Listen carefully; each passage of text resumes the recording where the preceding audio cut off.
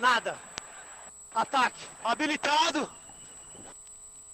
Nada, não foi nada. Não foi nada. Nada, é um toque muito leve nele. Fechou. É um pé no pé. Na 11, leve. amigo. Olha a tática. O erro grosseiro do juiz no jogo entre Atlético e Flamengo, que culminou no gol do Atlético, é um exemplo da complexidade do processo de arbitragem no futebol brasileiro. A implementação do VAR foi um avanço, mas ainda há muito a ser aperfeiçoado para evitar controvérsias e injustiças. O futebol, como paixão nacional, merece um sistema de arbitragem transparente e confiável, que preserve a integridade e a emoção do esporte que tanto amamos. O momento em questão aconteceu durante o ataque do Flamengo. A jogada foi originada de um lance em que Bruno Henrique, jogador do Flamengo, sofreu um pisão no pé, e no contra-ataque do Atlético Mineiro culminou no gol. No entanto, o árbitro e o VAR entenderam que não houve falta e validaram o gol do Atlético, causando indignação e revolta entre os jogadores e torcedores do Flamengo. O presidente da comissão de arbitragem, Wilson Seneme, saiu em defesa da decisão da equipe de arbitragem, afirmando que a análise do VAR foi correta e que era lance interpretativo. Entretanto, essa explicação não foi suficiente para aplacar a polêmica, uma vez que imagens e opiniões divergentes circularam amplamente nas redes sociais e meios de comunicação. Emerson, por exemplo, o árbitro narra. Não é uma ação que o árbitro não viu, que ele deixou de ver. Ele narra que ele vê um contato e que esse contato não é suficiente para uma infração, né? A partir disso, o árbitro de vídeo vai, logicamente, trabalhar em função de analisar se esse contato para ele também. Isso aqui é muito importante. Nós temos dois árbitros interpretando aqui.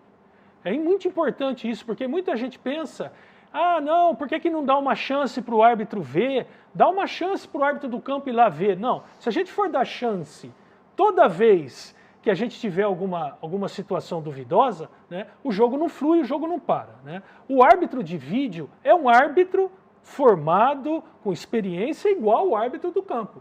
Então nós temos a interpretação do campo, né, e temos o árbitro de vídeo interpretando também. Né? Nesse caso específico, ficou claro que os dois árbitros, tanto de campo quanto de vídeo, interpretaram a mesma coisa, que havia um contato, né, que havia um contato pé com pé, mas que esse contato não foi suficiente para a queda do jogador. Né?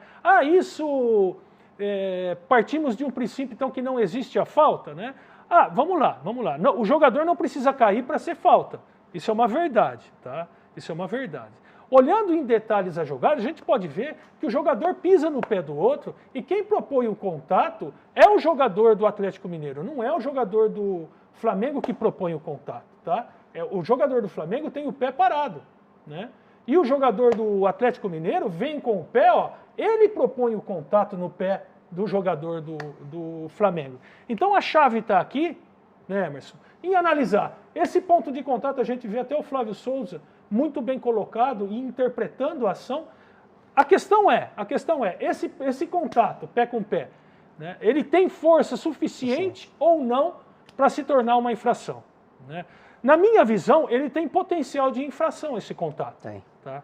Mas a construção da jogada e a análise que eles fazem, né, numa jogada bastante fina e interpretativa, também é possível tê-la.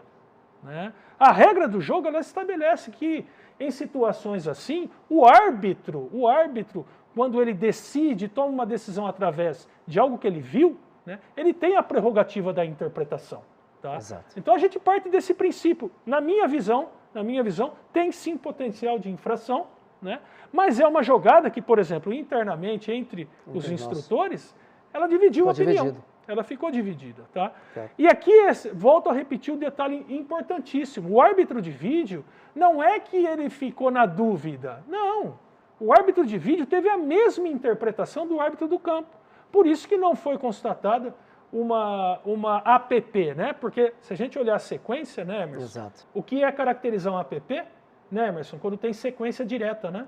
Essa jogada, inclusive, Seneme, o árbitro está muito bem posicionado, vê e tem uma narrativa forte.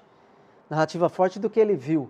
E ela tem uma sequência direta para sair o gol, né? Então ela seria uma APP a ser checada. Estaria dentro do APP, que é o início dessa jogada que ela combina no gol. Certo. Porém, a narrativa do árbitro... árbitro... Flávio, se você puder voltar um pouquinho, né? A gente vê o gestual do Flávio interpretando aqui, ó. Né? Olha lá, ó. Ele faz até o gestual de nada, deixa eu seguir. Né? Ele faz o gestual de nada, ou seja, ele interpretou a ação. Né? Ah, vamos dizer assim, é unânime? Não é. Né? Que existe um contato? Existe. Agora, se todo contato, toda vez que um jogador toca ou pisa no pé do outro, né, nós temos que avaliar a força, se ela é proporcional para uma infração ou não. Na minha visão, tinha potencial para infração, sim, né? Mas eu respeito, sim, a decisão do Flávio e do Peixoto, né? Quando eles analisam que era um contato de raspão, não muito forte no pé, é possível ter essa interpretação também no campo de jogo. Eles até comentam, né, que o jogador do Flamengo depois dá um outro passo, né? Se você puder parar, Juliano. Ele sente o contato do pé com pé, né? E ele dá um novo passo para depois ele se projetar ao solo, né? É realmente uma jogada fina, é aquelas que a própria regra prevê, né? Que matematicamente a gente costuma dizer que é uma ação que tem vírgulas, não é aquela matemática exata, né?